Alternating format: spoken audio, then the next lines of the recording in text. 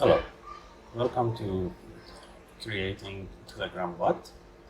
And for first step, we are creating the new folder on desktop. We name it anything we want. I just name it Telegram, and I open my terminal on this folder. The first thing we need to do is to add package.json and npm dependency. So I am making npm init, and I am going by default for all of the fields and say yes. Okay, now if we are looking to our folder, we have a package.json. The first thing we need to do is to install the Telegram node package, which is available on GitHub.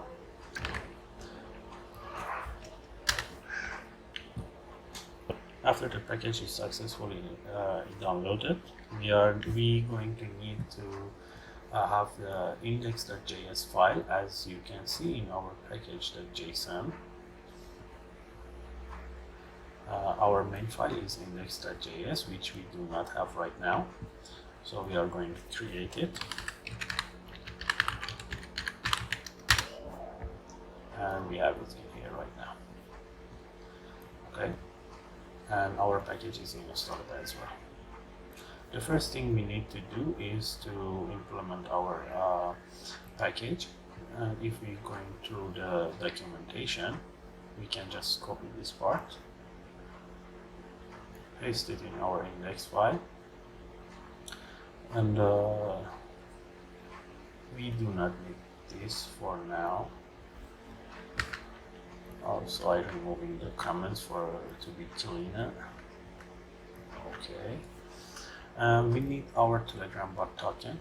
So what we are going to do, we are going to Telegram bot fodder. Remember, when you are searching for bot fodder, it must have this verification icon. Otherwise, it's a fake one. There is tons of bot fodder people make. Click on start. Click on new bot, and we give it a name. I call it course bot. Okay, we need the username for it, and it has to be end with the bot, which I also include in my name. It wasn't required, but I just like it to be the same. This username already taken, so we are choosing another one.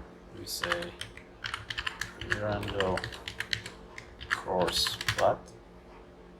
Okay, now we have our token. We just copy this code, we put it in here, and we save our file. Okay, and then we need to open, we can access our bot in here. This is our bot. Okay, if we click start, nothing will happen because our bot is not running. And we open our terminal, or we can use this terminal in here. Both is the same. So what I'm going to do is in command node dot, or you can say node index.js, either way. Now our bot is running. If I send any message to our bot, I should receive this message. Say hi, received your message, which is our message in here. Now our bot is right now is running and ready for our development, and we can use it as we need to.